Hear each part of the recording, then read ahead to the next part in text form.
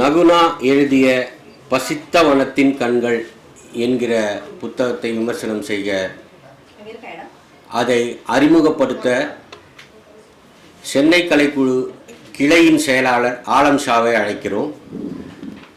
விமர்சகர் லவ்லி கருப்புசாமி அவர்களையும் மேடைக்கு அழைக்கிறோம். ஏற்புரை வழங்க நகுனா என்கிற மகேஸ்வரியும் மேடைக்கு அழைக்கிறோம். நதனா மகேஸ்வரி அவங்கள பற்றி சொல்லணுன்னா 2017க்கு முன்பு அவங்க ஹவுஸ் ஒய்ஃபாக இருந்தாங்க. ஹவுஸ் ஒய்ஃபாக இருந்த காலகட்டத்தில் கிடைச்ச நேரத்தில் புத்தகத்தை வாசிச்சிருக்காங்க. அந்த பழக்கம் நாள் போக்கில் ஒரு கடுமையான புத்தக வாசிப்பாளராக அவரை மாற்றியது. அதன் காரணமாக 2017 அவர் கூத்துப்பற்றையில் சேர்ந்து நடிப்பு பயிற்சியை எடுத்துக்கொண்டார். அதற்கு பின் 1084 மதர் என்ற நாடகத்திலும் நடித்திருந்தார். அதற்கு பின்பு அவருக்கு படங்களில் வாய்ப்பு வருகிறது. சூப்பர் டீலக்ஸ் படத்தில் ரம்யா கிருஷ்ணனோட நண்பி கதாபாத்திரத்தில் நடித்திருந்தார். அதற்கு பின் சுரேஷ் சங்கையா இயக்குனரிடம் சேர்ந்து ஒரு கிடாயின் கருணை மனு, சத்திய சோதனை, நூடல்ஸ் போன்ற படங்களில் அசிஸ்டன்ட் டைரக்டராகவும் அசோசியேட் டைரக்டராகவும் பணிபுரிந்திருக்கிறார். அது மட்டுமல்லாமல் சூப்பர் டீலக்ஸ், நூடல்ஸ், ரத்தம் போன்ற படங்களிலும் நடித்திருக்கிறார். அதற்கு பின் பசித்தவனத்தின் கண்கள் 2023ஆம் ஆண்டு எழுதியிருக்கிறார். பின் படுகளம் என்ற ஒரு ஷார்ட் ஃபிலிமும் இப்போ எடுத்து அது போஸ்ட் ப்ரொடக்ஷன் பணிகளில் இருக்கிறது. அது மட்டுமல்லாமல் முழுநீள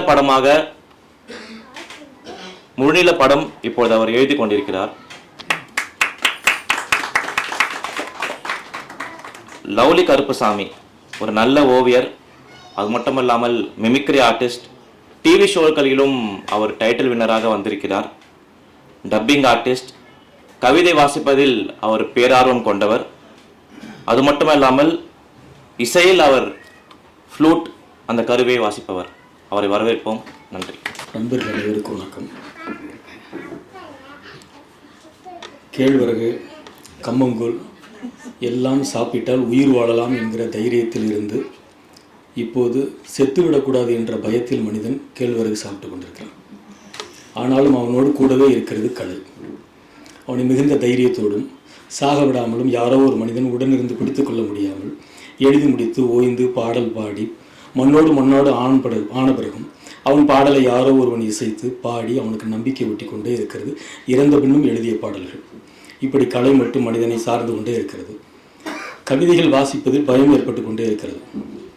வெளியில் வர்றபோது கேட்டாங்க, நிறைய கவிஞர்கள் வருவாங்களா அப்படின்னு கேட்டாங்க. தயவுசெய்து யாரிடமும் கவிதை எழுதுவலான்னு கேட்டுறாதீங்க. ஏன்னா யார் எழுத மாட்டாங்கன்னு இப்போ வரைக்கும் தெரியலை. ஏன்னா எல்லோரும் எழுதிடுறாங்க. ரேடியோ செட்டுக்காரர் கூட தொடர்ந்து கவியரங்களுக்கு போட்டு அவர் 2 கவிதை எழுதி அனுப்பிடுறாரு. நம்மளும் திடீர்னு ஆட்டினை போட்டு விட்டுறோம். அவர் தொடர்ந்து ஒரு 6 மாதம் கழித்து கூப்பிட்றாரு, ஒரு கவிதை புத்தகம் வெளியிடறதுக்கு வர்றீங்களா? எப்போ எழுதுவீங்க? உங்களுக்கெல்லாம் அனுப்பிவிட்டேன், நீங்கள் கூட 4 ஆட்டின் போட்டு விடுவீங்க. அட கருமவே, கருமா மறுபடியும் வேலை செய்யுன்னு சொல்லுவாங்க. தெரிஞ்சிருந்தா அந்த கவிதையை நான் ஆட்டின்னு போட்டு விட்டுருக்க மாட்டேன், நீங்கள் கவிதைன்னு சொல்ல வேண்டாமா அப்படின்னு. நீங்கள் தான் பார்த்துட்டு தான் அனுப்பியிருப்பீங்கன்னு நினச்சேன் அப்படின்னாரு. அப்போ திரும்ப நம்ம என்ன செய்ய வேண்டியிருக்கோம், மீண்டும் அதே வாசிப்பை மறுபடியும் அதே கவிதை வெளியீட்டில் போய் திரும்பவும் வாசிக்க சொல்லி அந்த கர்மம் நம்மளை நினைச்சுனா பாதிச்சிருக்கு. ஏன்னா அந்த கவிதையை மறுபடியும் 2000 பேர் படித்து சாக வேண்டிய சூழ்நிலைக்கு நாமும் ஆட்டின் போட்டு விட்டுருக்கோம். அப்போ இப்போ எது கவிதை அப்படின்னு நம்ம கேட்க வேண்டியிருக்கு. இன்னும் சொல்லப்போனால் கவிதை வளர்ந்து விட்டது, அவ்வளோதான். கவிஞர்கள் வளர்ந்து விட்டார்கள் அப்படின்னா இந்த கவிதை எழுதுவதற்கான ஒரு பெரிய தளம் இருந்தது. கவிஞர் வீடு எங்கே இருக்குன்னு கேட்க வேண்டியிருந்துச்சு. இப்போ எழுதாதவர்கள் வீடு எதுன்னு கேட்க வேண்டியிருக்கு. இந்த குடிகாரர்கள் யார் குடிக்கலன்னு கேட்போம் ஊரில், அந்த மாதிரி கேட்குற அளவுக்கு இருக்குது. நிறைய இருக்குது. ஒரு சிலர் எழுதிட்டு நான் எழுதுனேன்னு சொல்கிறாங்க. கொஞ்சம் பேர் யாரோன்னு போட்டு அனுப்பிடுறாங்க. நல்லா இருக்குன்னு சொல்றதுக்கப்புறம் நான் தான் அப்படிங்கிறாங்க. இப்போ இந்த யாரோங்கிற கவிதையில் நம்ம கவிதையே திரும்ப நமக்கு அனுப்பி விட்டுறாங்க. நாம போட்டு இது யாரோ கிடையாது, நான் தான் உனக்கு போடாத அனுப்பிவிட்டேன், அதை நீ எனக்கு திரும்ப ஃபார்வர்ட் பண்ணிட்டேன்னு சொல்கிற அளவுக்கு இருக்குது. கவிதைகள் பிறக்கும் பொழுது விமர்சனமாகத்தான் பிறக்கிறது. இந்த உலகத்தில் ஒரே ஒரு மனிதனுக்கு மட்டும் சிலை இல்லை என்று தெரிந்த போதிலும் தொடர்ந்து விமர்சனம் செய்து கொண்டே இருக்கிறோம். நல்ல கலைஞன், கவிஞன், பாடகர், சிறந்த நகைச்சுவை நடிகர் என்று உலகத்தில் எல்லோருக்கும் சிலை இருக்கிறது. சிறந்த விமர்சகனுக்கான சிலை இந்த உலகத்தில் இன்றும் பிறக்கவே இல்லை. ஆனாலும் அந்த விமர்சகர் பதவியில் இருந்து கொண்டு இந்த கவிதை விமர்சிப்பதற்கு நானும் தயாராக இருக்கிறேன். ஏனென்றால் இந்த பதவி 10 நிமிடம் மட்டும்தான், 5 வருடம் கிடையாது. நிச்சயமாக அந்த தைரியத்தில் நானும் விமர்சிக்கவில்லை. நான் இந்த கவிதையை வாசித்திருக்கிறேன். 1 முறை இல்லை, 2 முறை இல்லை, அவர்கள் என்னுடைய ஸ்டுடியோவில் வந்து கட்டி அணைத்து இறுக தழுவிய ஒரு அருமையான பெண் தொழில் நிறைய இருக்கலாம். ஆனால் வந்து ஒரு ஒரு தன்னிகரற்ற பாசத்தோட தழுவுறது இருக்குல்ல, அவங்க வர்றாங்கன்னு தெரிஞ்ச உடனே வந்து திடீர்னு சொல்லாமல் வந்துட்டீங்கன்னா அவங்க வர்றதுக்கு முன்னாடி வேகமாக ஒரு ஓவியத்தை வரைஞ்சி கொடுத்தேன். அவங்கள வரைகிறது ரொம்ப எளிமை. ஏன் தெரியுமா? அவங்க நூடுல் படத்தில் நடித்ததுனால மட்டும் கிடையாது, அவங்க தலையே பல நேரம் நூடுல்ஸ் மரத்தை இருக்கும். அப்போ எனக்கு வரைகிறது ரொம்ப ஈஸியாக இருந்துச்சு, ரொம்ப நல்லா இருக்குன்னு சொல்லி வரைஞ்சி கொடுத்துட்டேன். ஆனால் அந்த கவிதையை திரும்ப ரொம்ப நேரம் பேசிக்கிட்டே இருந்தோம். ஆனால் அதன் விளைவாக சில கவிதைகளை உங்களோடு பகிர்ந்து கொள்கிறேன். நான் விமர்சகனாக அல்ல, கவிதை பிறக்கும் போதே மீண்டும் சொல்கிறேன், அது விமர்சனமாகத்தான் இருக்கிறது. கவிதை ஒரு மனிதனின் உள்ளார்ந்த ஆழ்மனதில் கிடக்கிற தன்னை பற்றிய விமர்சனத்தை, தன்னோடு பகலைய பார்த்த விஷயங்கள் எல்லாம் குறித்து விமர்சிப்பதற்கு எல்லா மனிதனும் யாரை விமர்சித்தாலும் கோவப்படுகிறான். அழகான கவிதை மூலம் விமர்சிக்கும் போது அவன் அதிர்ந்து போகிறான். அது தன்னை இருந்தாலும் பிறரை இருந்தாலும். அப்போ கவிதையே விமர்சனமாக இருக்கிற போது நாம் எப்படி விமர்சிக்க முடியும்? ஒரு நத்தை பெரும் பரபரப்பிற்கிடையே நடந்து போகிற போது யாரை பற்றியும் கவலைப்படாமல் நடந்து போகிறது. நாம் சென்ற பின்பும் அந்த நத்தை எங்கோ போகிறது, நாம் கவலைப்படுவதே இல்லை. அதை போல் அவர்களுக்குள் இருந்து அவர்களை பற்றிய பார்த்த விஷயங்கள் விமர்சனமாக ஒரு கவிதையாக கடந்து வந்தது. அவர்கள் வாசிப்பவர்கள் என்ன நினைக்கிறார்கள் என்று யோசித்து எழுதுவதில்லை. ஆனால் வாசிப்பவர்களும் எழுதியவர்கள் போல் நினைப்பதில்லை. வாசிக்கிற எல்லோரும் ஒரே மாதிரியும் யோசிப்பதில்லை. அப்படி என்றால் கவிதை யாரை போலவும் நினைத்தெழுதவில்லை, யார் நினைப்பது போலும் இல்லை. இப்பொழுதும் நான் வாசித்தது போல் இல்லாமல் இந்த புத்தகத்தை படிக்கிற யாரோ ஒரு மனிதன் இதன் வழியாக வேற எதையோ செய்து கொண்டிருக்கிறான். இந்த கவிதை என்னை கடந்து எத்தனை ஆயிரம் பேரையும் கடந்து சென்று விட்டது. நான் கடந்த பாதையிலிருந்து சில பகுதிகளை மட்டும் உங்களோடு பகிர்ந்து கொள்கிறேன். இந்த கவிதையில் சில படிக்க முடியாத பகுதிகள் இருக்குது, அதை நீங்களே படிக்கணுங்கிறதுனால சில பகுதியை விட்டுறேன். இதை எடுத்த உடனே அந்த முதல் பகுதியில் முன்னரை எழுதினோடனே அருமையாக ஒன்று சொல்லியிருக்காங்க. யாரிடமேனும் எவரிடமேனும் எதிரிடமேனும் இதை சொல்லியே ஆக வேண்டும் இந்த இரவு முடிவதற்குள். இப்படி கவிதை துவங்குது. இதில் என்ன பிரச்சனைனா கடைசியாக தான் ஒரு உண்மை சொல்கிறாங்க. யாரேனும் ஏதேனும் நினைத்து கொள்ளலாம் நிற்க இந்த இரவு முழுவதும் இன்னும் இருக்க என்ன இளவ சொல்ல நினைச்சேன்னு முடிச்சிடுறாங்க. இப்போ என்னத்துக்கு அப்படின்னா எதை சொல்லணுங்கிறத மறந்துடுவோம். இந்த ஒன்று சொல்லணும், அவர் வந்தோன்னு சொல்லணும். உங்கள்கிட்ட கூட போன வாரம் சொன்னேன்னு சொல்கிறப்ப அவருக்கு ஒரு வேலை வந்துடும். அவருக்கு ஃபோன் பண்ணி சொல்லிட்டு இருப்போம், மச்சா அந்த ஒரு விஷயம், ஆமாம் அது விஷயமானு ஒரு ஃபோன் வருதுன்னு போயிடுவாங்க. கடைசியாக போன வாரம் நீங்கள் ஒன்று சொல்ல வந்தீங்களம்மாங்க, என்ன சொல்ல வந்து நம்மளே மறந்துடுவோம். ஆனால் இந்த கவிதைக்குள்ள திரும்ப வாசிக்கிறப்ப அவர்கள் என்ன அந்த வார்த்தை போட்டிருக்காங்க, யாரேனும் எதையேனும் நினைத்து கொள்ளலாம். இப்போ மனிதனுக்கு என்ன அப்படின்னா, யார் என்ன சொன்னாலும் நம்ம ஒரு நினைப்பில் சொல்கிறோம், அவன் ஒன்று நினச்சிக்கிறான். அவன் மூணாவதான் ஒன்று சொல்லிடுறான். இந்த கவிதை திரும்ப தான் அவங்க கவிதை வாசிக்க வேண்டியிருக்கு. எனக்கு இவங்க இதில் வந்து வார்த்தையை நேரில் பேசுகிறப்ப அப்படி இல்லை, ஆனால் சில வார்த்தைகள் எப்படா பிடிச்சாங்க இந்த அம்மாக்குள்ள இருந்து அப்படி வந்து சின்ன நேரம் ஆச்சரியப்படுத்திடுறாங்க. இப்போ இந்த எழுதுனவங்களே நீங்கள் அதை எழுதுனதுனால திரும்ப கேட்ப தெரியுமா, அவங்களுக்கு ரொம்ப பூரிப்பாரு. சில நேரம் சொல்லுங்க ரொம்ப அழகாக இருக்கீங்க, அட போங்க எப்போ பார்த்தாலும் போய் சொல்லுவாங்க, ஏன்னா அப்போ தான் திரும்பவும் சொல்லுவோம் சொல்லி. அது மாதிரி இதில் ஒரு இடத்துல போட்டிருக்காங்க, இரு ஓங்கிய வனத்தின் வேர்களிடையில் பதுங்கி வாழும் ஒரு தனித்த மிருகம் தான். பயமா இருக்கு இந்த வார்த்தையை பாருங்களேன், ஒரு தமிழ் தான். ஆனால் பாருங்க, இருள் ஓங்கிய வனத்தின் வேர்களிடைக்கிடையில் பதுங்கி வாழும் ஒரு தனித்த மிருகம் தான். அவ்வளவு இருக்குது. ஆனால் இப்பதான் தெரியுது, இந்த வரியை படிக்காம இந்த புத்தகத்தை நம்ம உள்ள போகவே முடியாது.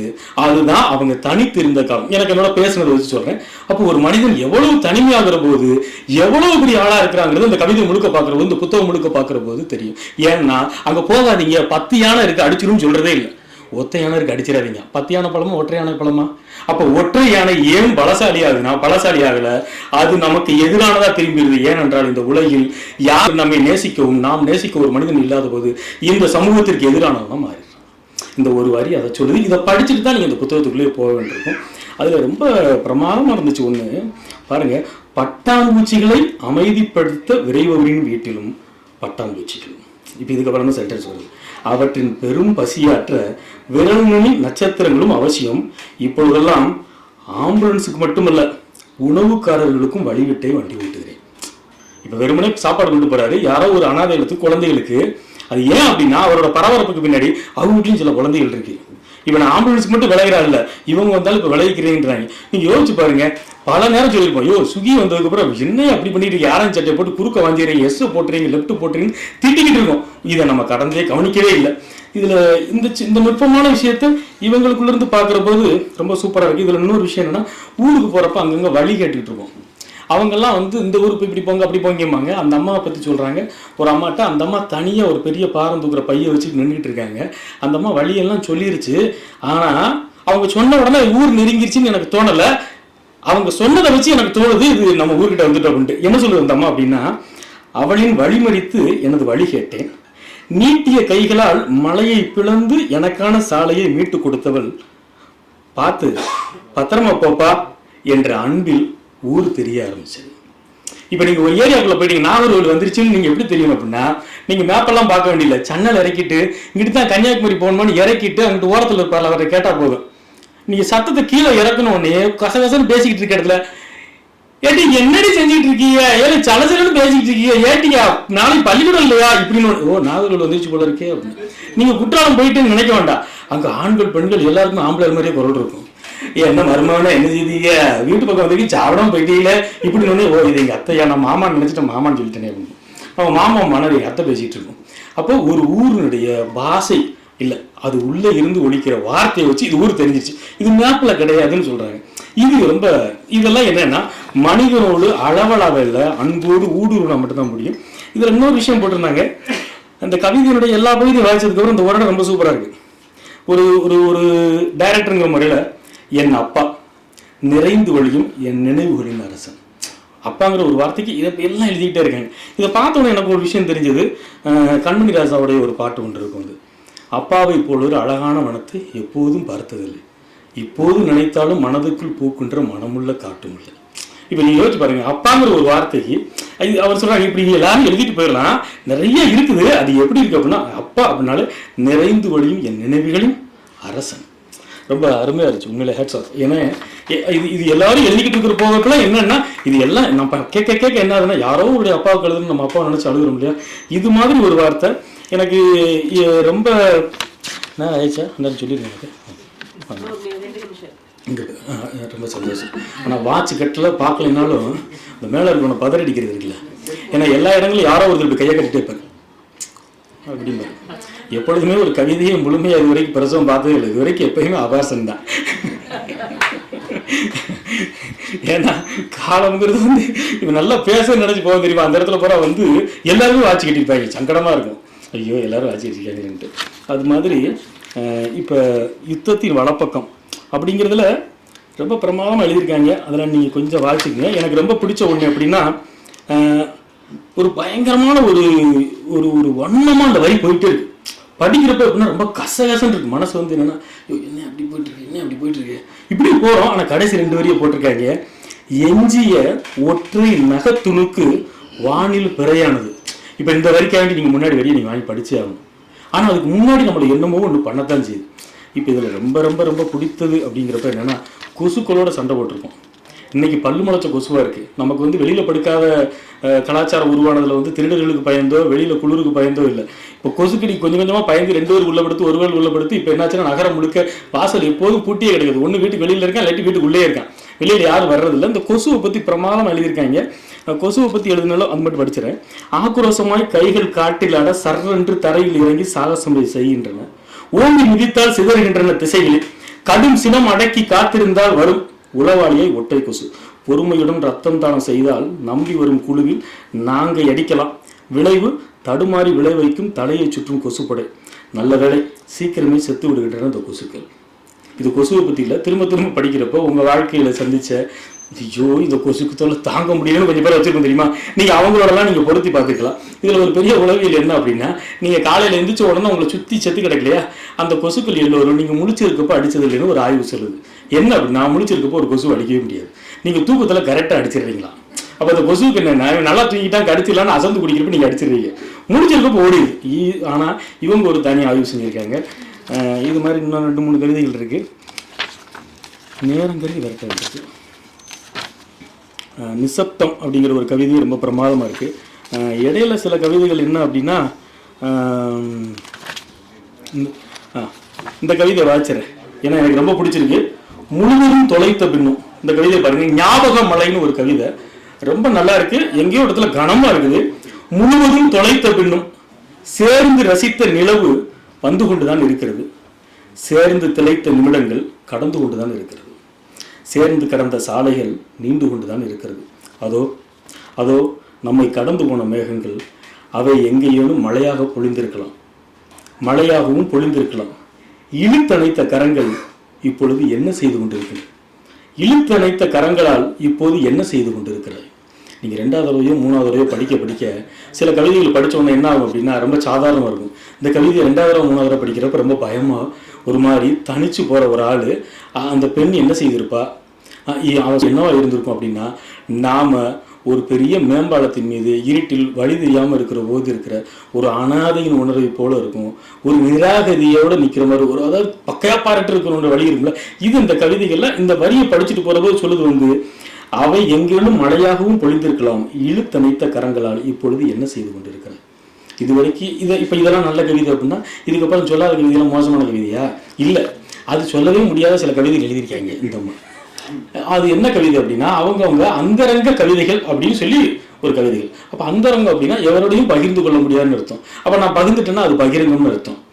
அப்போ எப்படின்னா, அப்போ பகிரப்படாத அந்த அந்தரங்க கவிதைகளை நீங்கள் அந்தரங்கமாகவே படிக்கும்போது அவர்களின் தனிப்பட்ட வழியும் அவர்கள் அதிலிருந்து பெற்ற வலிமையும் இப்படின்னு ஒரு பெரிய டிராவல் இருந்துகிட்டே இருக்கு. அதுவும் வாசிக்கப்பட வேண்டிய கவிதை, பேச முடியாத வார்த்தைகளோ தவிர்க்க வேண்டிய வார்த்தைகளோ இல்லை. அதை நீங்கள் ஊடுருவி பார்க்குற விதத்தில் ஊடுருவி பார்க்குற போது ரொம்ப சிறப்பாக இருக்கும். ஏன்னா அந்த கவிதைகளில் தனிமையும் ஒரு பெரிய வலியும் இருக்கிறதுனால அதை நீங்கள் தனிமையாக தான் வாசிக்கணும். இன்னும் சொல்லப்போனால் அந்த கவிதை புத்தகங்களை தனியாக மட்டுமே சுவாசிக்க வேண்டிய விஷயங்கள் தான். அது வாசிக்க வேண்டிய விஷயம் மட்டுமல்ல, அந்த மூச்சு குறைஞ்சி மௌனமாக போகிற சில இடங்கள் இருக்குது. சில இடங்களில் சில கவிதை எழுதியிருக்காங்க, குறும் கவிதைகள்னு எழுதியிருக்காங்க. அதை நான் 2-3 தடவை கேட்க நினச்சேன், ஆனால் நான் கேட்காம விட்டு போயிட்டேன். எதிரில் மனிதர்கள் எதுவும் தெரியாமல், உங்களை சொல்லலை, அவங்க எழுதுனதே அவங்க எழுதியிருக்காங்க. எதிரில் மனிதர்கள் எதுவும் தெரியாமல்ட்டாங்க. இப்போ நம்ம திரும்ப என்ன இருக்கேன், 2-3 தடவை அடிச்சு பார்த்துட்டேன், 108 தடவை படிச்சுட்டேன். ஆமாம், அதே மாதிரி இன்னொரு இடத்துல தாயம் மட்டும் விழவே இல்லைன்ட்டாங்க. இப்போ நான் தாயம்னா அப்படி தான் நினச்சிக்கிறேன். இப்போ தாயம் மட்டும் விழவே இல்லை அப்படின்னா இப்போ தாயம்னா என்னத்தை சொல்கிறாங்க அப்படின்னு யோசிக்க வேண்டியிருக்கு. இப்போ தெரியாத கேட்க முடியாது, இனிமேல் தான் அவங்ககிட்ட கேட்டு தெரிஞ்சுக்கணும். நீ நான் காதல் பிள்ளைங்க எழுதியிருக்காங்க. அதே மாதிரி இன்னொரு வரி பயங்கரமாக எழுதியிருக்காங்க, போதையின்றி புணரும் அளவிற்கு ருசியா இல்லை ஒருவனும் எழுதியிருக்காங்க. அப்போ இதெல்லாம் 10 பாட்டில் அடிச்சுட்டு தான் இதை படிக்க வேண்டும் உங்களுக்கு. அந்த மாதிரி இதுக்கு என்ன அர்த்தம்னு எனக்கும் புரியல, அதை அவங்களே சொல்லுவாங்க. இந்த மாதிரி சில இடங்கள் எழுதியிருக்காங்க. இதுவும் கடந்து போகிற பகுதிகள். எது எப்படியோ கவிதைகள் உண்மையிலேயே விதைத்தால் யாரையும் ஒரு இடத்தில் முளைக்க வேண்டும் ஒரு புதிய கவிதை. நிச்சயமாக இதை வாசிக்கிற போது உங்களுக்கும் சில கவிதைகள் முளைக்கும்னு நம்புகிறேன். அது என்னுடைய தோழியாக இருக்கிறதுனாலும் என்னுடைய தோழர்களாக இருக்கிறதுனால இந்த படத்தில் பகிர்ந்துக்கிறதுக்கும் திடீர்னு தான் சொன்னாங்க. உங்களை சந்திப்பதில் இந்த நொடிக்கு என் மனமார்ந்த வாழ்த்துக்கள். உங்களுக்கும் என் நன்றிகள்.